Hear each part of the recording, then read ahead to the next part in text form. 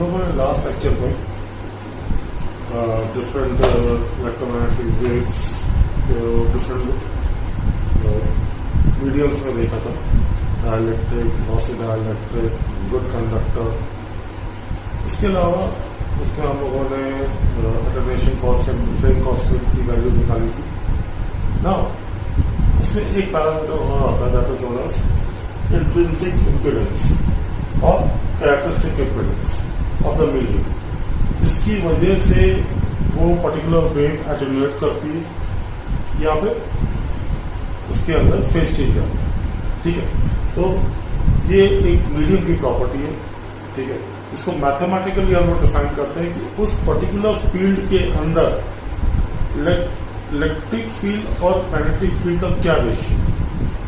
ठीक है, तो it is defined as eta, इसको मीटा से डिनोट करते हैं, and it is a ratio of E and H.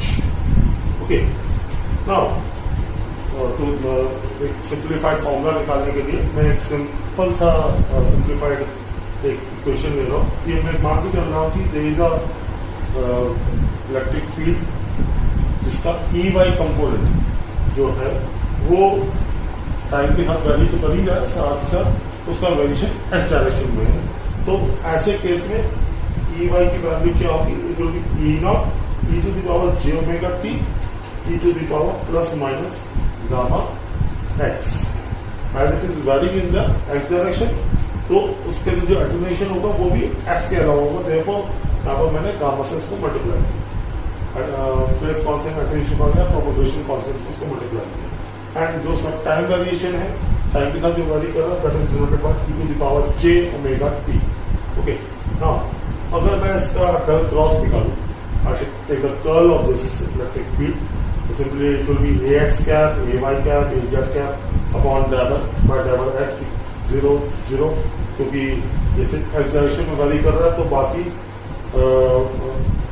जो डिफरेंशियल्स हैं वो जीरोस होंगे। ठीक है, again there is only E Y component, बाकी सब जीरो होंगे।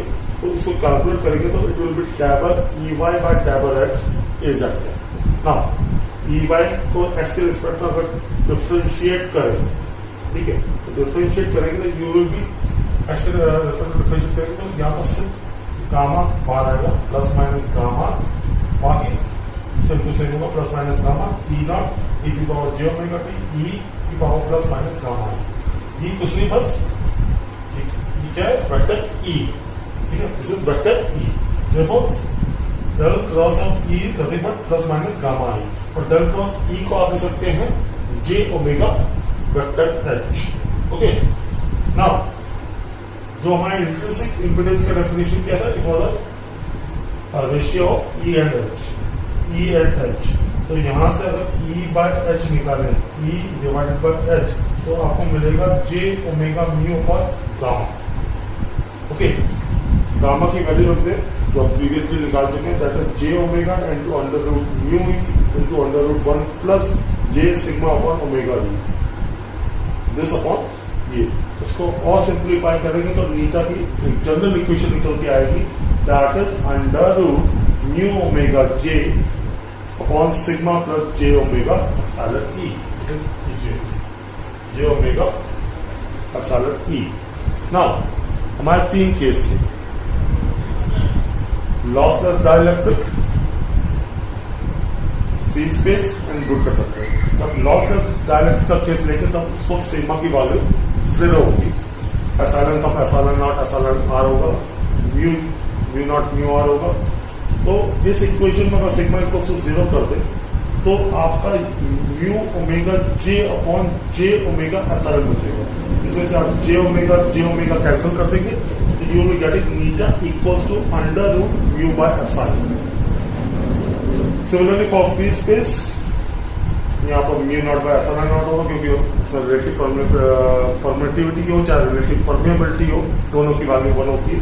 ठीक है, दीज आर कॉन्स्टेंट्स, देखो इसको कैलकुलेट करेंगे तो उसकी वैल्यू 120 पाई आती है, which is almost equal to 377 ohm. Okay, now for good conductor case, for good conductor sigma is very much greater than omega epsilon, जो हम लोग इनिशियली देख चुके हैं। तो यहाँ पर ये वैल्यू इससे काफी आ रहा है, तो इसको आप निगलेक्ट कर देंगे, तो you will be getting mu omega J upon sigma, mu omega J upon sigma. Okay, omega mu upon sigma का अंडर रूट और जे को बाय डी मॉर्गन्स थ्योरम अगर स्क्वायर रूट निकालेंगे that will be cos 45 plus J sin 45। Okay, अब इन सब पे based एक numerical देखते हैं। अब पहला क्वेश्चन है, for a non magnetic material, कोई नॉन मैग्नेटिक मटेरियल है जिसका एप्सिलॉन आर की वैल्यू 2.25 है। ओके, एंड सिग्मा की वैल्यू 10⁻⁻⁴ सीमेंस पर मीटर। ओके, एंड इस केस में हमें लॉस टेंजेंट निकालना है, alpha that is attenuation constant निकालना है, beta that is phase constant, Neeta that is intrinsic impedance. ठीक है, और for a wave having frequency जो इलेक्ट्रोमैग्नेटिक वेव जो उसमें ट्रैवल कर रही है उसकी फ्रीक्वेंसी 2.5 मेगाहर्ट्ज है। ओके, कुल मिला के सारे पैरामीटर्स हमें कैलकुलेट करने हैं। तो पहले तो हमें ये जानना जरूरी है कि ये मीडियम कैसा है। ठीक है, इट्स अ डाइलेक्ट्रिक और अ कंडक्टर। तो first of all loss tangent निकाल लेते हैं, that is sigma upon omega epsilon. Okay, sigma की वैल्यू यहाँ पर 10⁻⁻⁴ सीमेंस पर मीटर हो, यहाँ सब्स्टिट्यूट कर दी, ओमेगा की जगह पर 2 pi into frequency that is 2.5 megahertz, 2.5 into 10⁻⁶ into epsilon, वो wait epsilon r into epsilon naught. Epsilon r की वैल्यू 2.25 दे रखी है and epsilon naught is nothing but 8.854 into 10⁻⁻12 farad per metre, which is equal to 0.320। ठीक है, ये सब कैलकुलेट करके 0.320 आता है। तो this is the value which is less than 1, therefore it's a good dielectric. और गुड डाइलेक्ट्रिक है तो सारे जितने भी गुड डाइलेक्ट्रिक के रिलेशनशिप है वो यूज होंगे। सबसे पहले लेते हैं alpha. Alpha for the good dielectric is nothing but sigma by 2 under root mu by epsilon, which is equal to 10⁻⁴ by 2। सिग्मा की वैल्यू यहां से सब्स्टिट्यूट की मैंने, म्यू की वैल्यू 4 पाई इंटू 10⁻⁷। ठीक है, and finally epsilon again 2.25 into 8.854 into 10⁻²। Okay, ये सब्स्टिट्यूट करके finally you will be getting the answer. Solve कर लेंगे इसको यूजिंग कैलकुलेटर्स, 0.01256 नैपो पर मीटर। नाउ बीटा निकालना है, phase constant, again we will be using the relationship for the dielectric, that is omega into under root mu e in the bracket 1 plus sigma square upon 8 omega square epsilon square।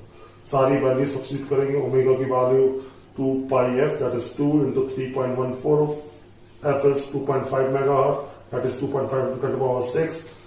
then under root mu e, under root की square root है, mu is 4 pi 10⁻⁷, that is 4 into 3.14 into 10⁻⁷। Again, epsilon is nothing but epsilon r, that is 2.25 into epsilon naught, that is 8.854 into 10⁻⁻12.